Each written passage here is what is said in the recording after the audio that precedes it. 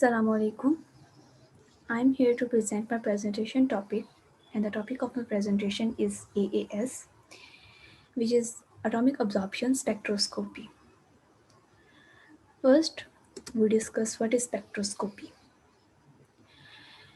As we go to the spectroscopy definition, we got that the study of the interaction between the radiations and matter as a function of wavelength. Interaction with particle radiation or a response of material to an alternating field or varying frequency. Then spectrum. A plot of the response as a function of the wavelength or more commonly frequency is referred to as a spectrum. Also the spectrometry. It is the measurement of these responses and an instrument which performs such measurements in a spectrometer or a spectrograph. Although these terms are more limited in use of the original field of optics from which the concept sprang. Spectroscopy is often used in physical and analytical chemistry for the identification of the substance through the spectrum emitted from or absorbed by them. Spectroscopy is also heavily used in astronomy and remote sensing.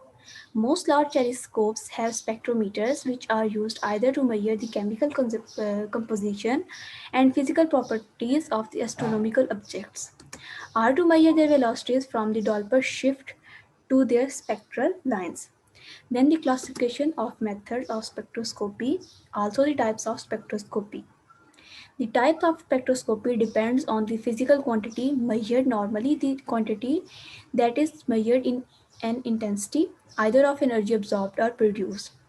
Most spectroscopy methods are differentiated as either atomic or molecular based on whether or not they apply to atoms or molecules. Along with that distinction, they can be classified on the nature of their interaction. First, absorption spectroscopy. It uses the range of the electromagnetic spectra in which a substance absorbs. This includes atomic absorption spectroscopy and various molecular techniques such as the infrared spectroscopy in that region and also the nuclear magnetic resonance spectroscopy in the radio region. The next one is the emission spectroscopy. It uses the range of the electromagnetic spectra in which a substance radiates emits. The substance first must absorb energy. This energy can be from a variety of sources, which determines the name of the subsequent emission, like luminances. Molecular luminances techniques include spectrophlorometry. Then the scattering spectroscopy. It measures the amount of light that a substance scatters at certain wavelength, incident angles, and polarization angles. The scattering process is much faster than the absorption emission process. One of the most useful applications of the light scattering spectroscopy is Raman spectroscopy. Now we discuss the atomic absorption spectroscopy. Atomic spectroscopy is the result of the phenomenon of absorption, emission, or fluorescence by the atoms or elementary ions, mostly in ultraviolet region. The spectra are obtained by converting the component into gaseous atom or elementary ion by suitable heat treatments. What are the types of atomic absorption spectroscopy? First is the atomic absorption spectra. The second one is the atomic emission spectra, and third one is the atomic fluorescence spectra. Here we discuss only the atomic absorption spectroscopy, and now we discuss the basic and main principle of the atomic absorption spectroscopy. Here you can see the picture of atomic absorption spectroscopy technique which we use in our industry to measure the quantity of any substance. When the salt solution is put into the flame, first solvent is vaporized, the tiny particles of the solute molecules are obtained, which on further heating in the flame are converted into gaseous molecules. The molecules dissociate into the atoms. Some of the atoms are unexcited atoms will absorb their characteristic radiations. Atomic absorption spectrum is concerned with this part of light which are absorbed by the unexcited atoms present in the ground state.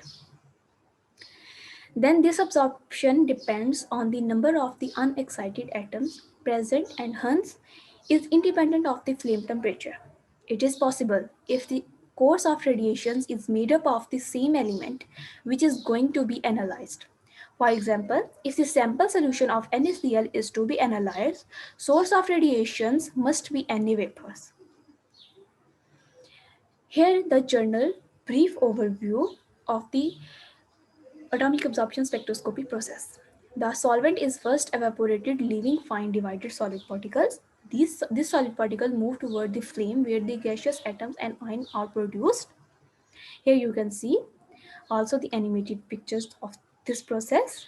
Some of the ions are absorbed the energy from the flame and excited to the high energy levels. Remaining ions will be excited from the external source. Here you can see the whole picture of this process. So the decreasing intensity of the radiation is measured. And in the fifth step, the decrease in the intensity of the transmitted light is relatable to the concentration of the unexcited atoms. Then which law is used in this process? The absorption of radiation follows the Beer-Lambert's law. As each element absorbs the radiation of its own characteristic, therefore separate source of the radiation is required for each element. Here the equation of the Beer-Lambert law, which is log I of t over log I of 0 is equals to k ln of 0, where I of 0 is the intensity of radiations, I of t is the intensity of radiation transmitted, k is the characteristic constant, L is the path length of the flame in centimeters, and N0 is the number of atoms in the ground state. Now, what is atomic absorption spectroscopy, instrumentation, and interference? Here we discuss the AAS in its instrumentation and interference. Like, what are the instrumentations are used in this process and what are the main interference of this process? First, we discuss the part of AAS is radiation source. In this, we use the hollow cathode lamp as a radiation source, which actually made the line spectrum. The next one, the next radiation source is chopper. Chopper is a rotating wheel which breaks the light coming from the radiation source and produce intermittent lights. The next is atomizer. Commonly used atomizer is flame atomizer, which produce gaseous metallic atoms. Then monochromator. After monochromator, there is the focusing length, and after focusing length, there is detector and a readout system. Now helicathode lamp made the line spectra which pass through the chopper and enter into the atomizer. In an atomizer, some radiations are absorbed by the gaseous metallic atoms and some are transmitted towards the monochromator. Monochromator will separate these radiations are through towards the lens, and lens will focus the radiation towards the detector. As you can see here, the lens focuses the radiations towards the detector, and the detector gives signals, and signals is recorded by the readout system. So this is the whole instrumentation of the AAS. This is the journal basically on which the AAS works. Here the major component is here: radiation source, atomizer, monochromator, detector, and readout system. These five are the major components of this process. First, we discuss the radiation source. In radiation source, we cannot use broadband radiation source. Why? Because broadband radiation source is that which emits continuous spectrum. It made continuous radiations in visible regions. Such source is not useful in AAS. Because atomic absorption spectroscopy lines are very narrow, about 0.002 nanometer, that are so narrow that if we have to use a continuous source of radiation such as hydrogen or deuterium lamp, it would be very difficult to detect any absorption of the incident radiation at all. Best monochromator cannot provide a bandwidth that is narrower than atomic absorption line. If the bandwidth of the incident radiation is wider than the atomic absorption line width, it will result in very low sensitivity.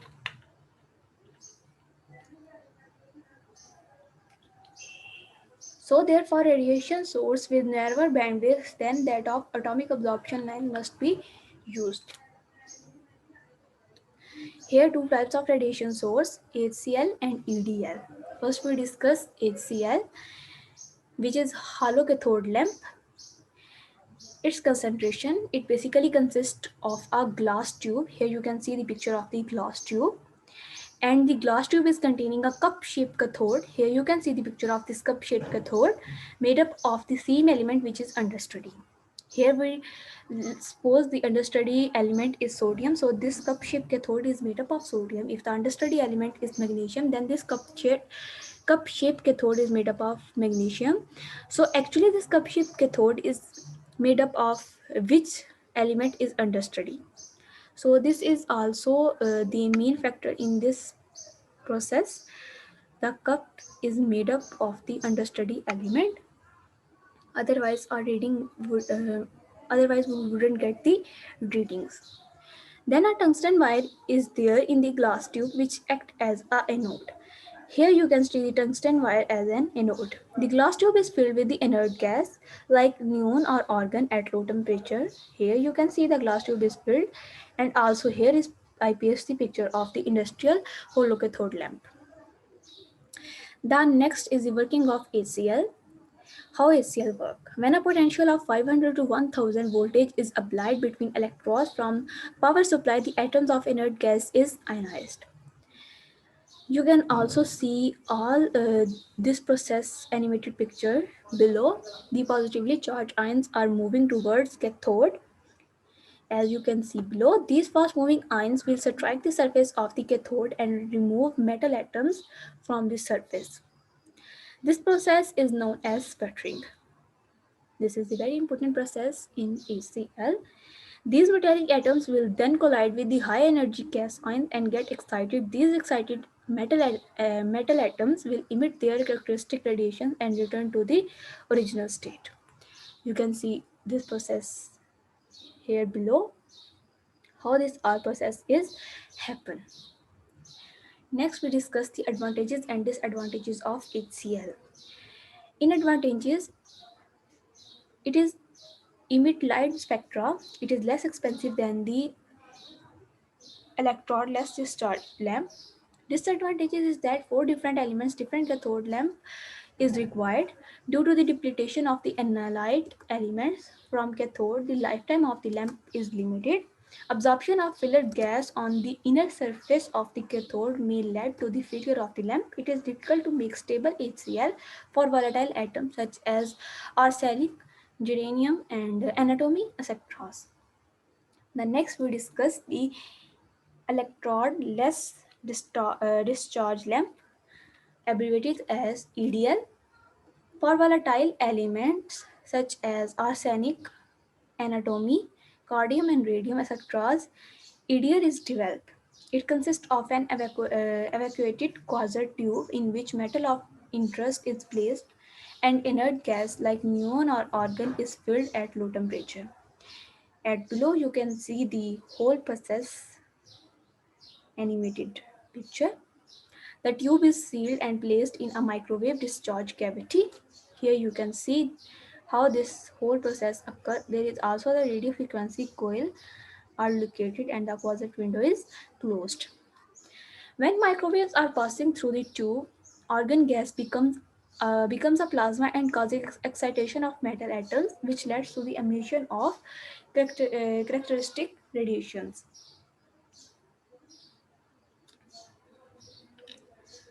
Next, we discuss the disadvantages and advantages of EDL. Here first we can see the picture of the industrial EDL. It is more intense and stable radiation source than HCl. It gives more precious in analysis. They provide better detection limits than holocathode lamp. It has the disadvantage that is more expensive than HCl. The next major factor is atomizer. Atomizer is the sample cell of the atomic absorption spectroscopy system. The atomizer must produce the ground state free gaseous atoms necessary for the AAS process to occur. The analyte atoms are generally present in the sample as salts, molecular compounds, or complexes. The atomizer must convert these species to the reduced free gas phase atomic state. The atomizer generally does this via thermal energy and some chemical reaction is involved. Now there is two types of atomizer, but in this we use flame atomizer, but In also some cases, we also use electrothermal furnace atomizer, which is also known as the graphite furnace. The flame atomizer is basically the total consumption of the burner and the premix burner, while the electrothermal furnace atomizer we discuss further in detail. Also, we discuss the flame atomizer, but first we discuss the electrothermal furnace atomizer, also known as the graphite furnace.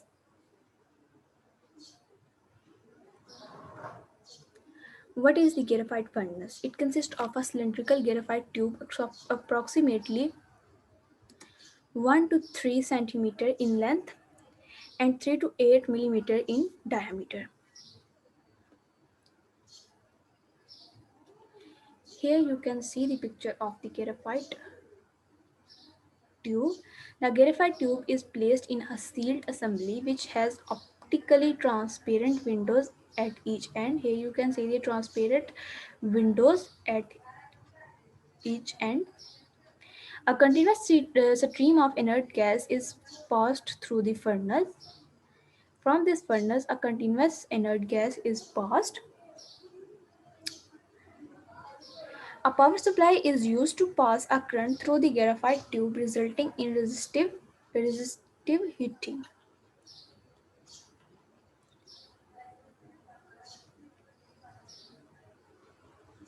Also, we insert this sample here at graphite tube, and this is the optical path. Now we discuss this samples between 5 to 50 micro liter are injected into the graphite tube. As you can see the picture, the sample is injected toward the graphite tube. Due to the electric resistance, graphite tube is heated up to 110 degrees Celsius temperature. At this temperature, a sample is dried to the solid residue. The temperature is still increased between 350 to 1200 degrees Celsius. Ashing of organic matter takes place and any volatile or inorganic material vaporizes. No. You can see at much higher temperature the sample which we inject is dried and then it is vaporized.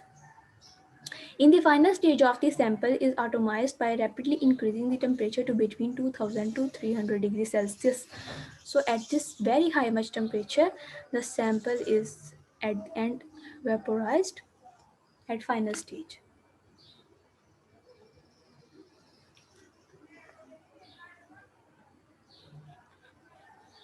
You can see this whole process in the picture below, how this process is occurred. Here is the industrial picture of the graphite furnace. This shape furnace we use. Now the advantages and disadvantages of graphite furnace. It is more sensitive than flame atomizer. Direct analysis of some liquid and solid sample can be done.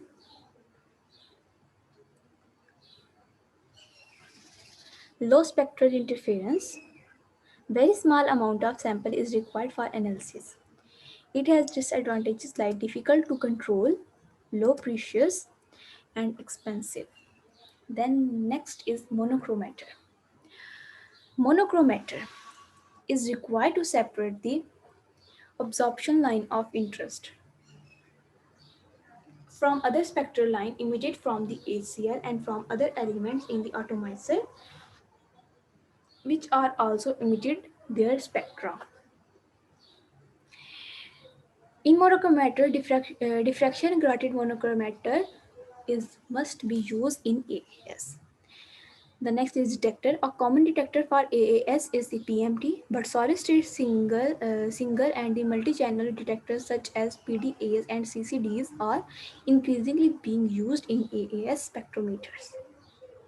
The next major component in AAS process is readout system.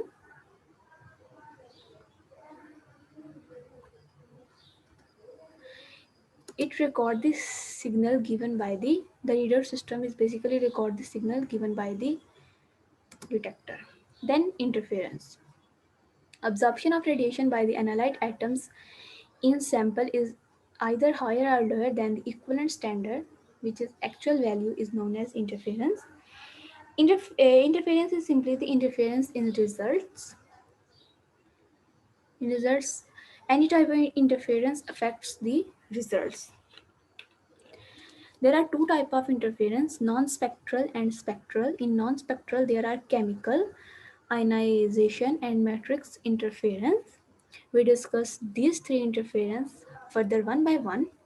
First one is chemical interference. It occurs due to the incomplete dissociation of compound in the atomizer when the concentration of compound is more or compound is thermally stable. It can be removed by use of higher flame temperature or by the addition of another thermally more stable compound. The next is ionization interference. High temperature of flame may cause ionization of some of the metal atoms by removal of an electron from outer shell. It will reduce the number of ground state atoms and thus reduce the absorption. It can be controlled by addition of an excess of easily ionized element to the sample and standard, such as potassium and sodium, etc. Then matrix interference. What is matrix interference? It can either enhance or suppress the analyte signal. Matrix interference occurs when the physical characteristics such as viscosity of solution, burning characteristic, surface tension of sample, and standard are different. It may be due to the high concentration of salt in sample solution or when different solvents are used for sample and standard solution are at different temperature. It can be controlled by preparing sample and standard identically. Then spectral interference. It arises when absorption of an interference species either overlap or lies very close to the analyte absorption line, but it is a rare problem in atomic absorption spectroscopy. So in basic, we use only the non-spectral interference. It can be controlled by choosing another line for analysis or by prior separation of the analyte from other sample metrics. Know what is atomic absorption spectroscopy experimentally. Here we discuss the experimentally atomic absorption spectroscopy by did a short experiment. Here we have the halocathode lamp and a sample tube. Also the delivery tube which deliver the sample towards the flame, a readout system, computer, detector and the flame. Now, if we, as we know, the holocathode lamp made the light path or light radiations or light spectra which are emitted signals on detector, and these signals are recorded by the readout system. Here we use computer. If we made the standard solution, like if we made the standard solution of copper to measure its radiations in different quantity, like in 0 ppm, 10 ppm, 20 ppm and 30 ppm. So we made these four standards one by one. In first standard we make 0 ppm of copper. So we sprinkle this 0 ppm on flame by the delivery tube, and from hollow cathode lamp the light radiations are made on detector, and the detector absorb the signal on the readout system which is 0.00. In standard 2, the 10 ppm sample of copper is sprinkled on the flame by the help of delivery tube, and from the halocathode the light radiations are made on detector, and the detector record these signals on the readout system whose absorbance is 0.1799. We record all these readings. In standard 3, the 20 ppm solution of copper is sprinkled on the flame with the help of a delivery tube, as you can see here. Then from the hollow cathode, light radiations are made on detector, and detector detect the signals and record it on the readout system, and absorbance is 0.3990. We record all these readings for further. In standard 4, 30 ppm solution of copper sample is sprinkled over to the flame by the help of delivery tube, and from hollow cathode lamp the light radiation emitted on the detector, and the detector detect this signal and record this signal on the readout system, and the absorbance is 0.5842. We record out this signal as in the form of the table with their standard absorbance. From this table we can plot a graph at xy axis. At y axis if we put the absorbance, and at x axis if we put the concentration of the sample. Like first, now we mark these values. As you can see in green crosses, we mark these values one by one. Then we, after marking all these values, we make a best fit line. As you can see, the curve is made. This is called the calibration curve for copper. Let if we have an unknown sample whose ppm is unknown, and we make and we absorb its signal on the readout system, and the signal which we absorb is 0.2550. So from this graph we also find the concentration of its ppm. Like as 0.2550 is absorbed, if we mark at 0.2550 at this specific line, and we attach this specific line cross with the x-axis, so we can got that from unknown ppm. If the absorbance is given, we can find the this unknown ppm concentration. Here 0.2550 absorbance of 11 ppm solution of copper. So this is the experiment of the uh, so this is the mathematical experiment of the AAS technique. So next we discuss the flame atomic absorption spectroscopy demonstration. What is the FAAA? Here's the previous process where we have the analyte, the flame atomizer, hollow cathode lamp, detector, diffraction grating, and computer. From analyte, the flame atomizer is burnt, and as we know from hollow cathode lamp, there are light radiation or light spectra are produced, which are diffraction grated and move towards the detector by passing through the monochromator.